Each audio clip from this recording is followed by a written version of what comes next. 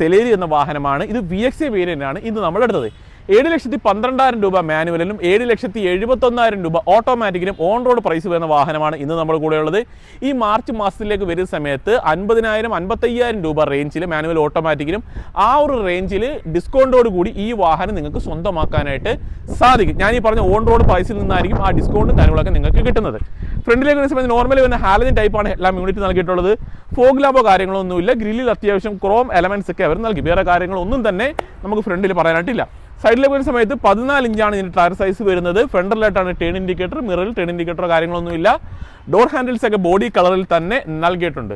Rear പോർഷനിലേക്ക് നമ്മൾ വരുന്ന സമയത്ത് ഹാലജൻ ടൈപ്പാണ് ടെയിൽ ലാമ്പ് യൂണിറ്റ് നൽകിയിട്ടുള്ളത്. ഡീഫോഗർ ലൈനോ റിയർ വൈപ്പറോ ഒന്നുമില്ല. 60/40 സ്പ്ലിറ്റിംഗ് ഉണ്ട്. അതേപോലെ തന്നെ പാർസൽ ട്രെയും അവർ നൽകിയിട്ടുണ്ട്. അകത്തേക്ക് വന്നു കഴിഞ്ഞാൽ സെൻട്രൽ ലോക്കോ കാര്യങ്ങളൊന്നും ഈ ഒരു വേരിയൻറ്റിൽ വരുന്നില്ല. സ്റ്റിയറിംഗ് ഹൈറ്റ് അഡ്ജസ്റ്റ്മെൻറ്റ് അവൈലബിൾ അല്ല. സീറ്റ് ഹൈറ്റ് അഡ്ജസ്റ്റ്മെൻറ്റ് നമുക്ക് അവൈലബിൾ അല്ല. ഇൻഫോടൈൻമെന്റ് സിസ്റ്റം വരുന്നില്ല. ഓട്ടോമാറ്റിക് ആണ് ഈ ഒരു വേരിയൻറ്റ് എന്നതൊരു ഹൈലൈറ്റ് ആയിട്ട് പറയാം. AC-യുടെ കൺട്രോൾസ് ഒക്കെ മാനുവലി തന്നെ ചെയ്യണം. മിറർ ഇലക്ട്രിക്കലി കൺട്രോൾ ചെയ്യാനുള്ള ഓപ്ഷൻ അവർ നൽകിയിട്ടുണ്ട്. അത് മാത്രമേ ഉള്ളൂ ഹൈലൈറ്റ് ആയിട്ട് എടുത്ത് പറയേണ്ടത്.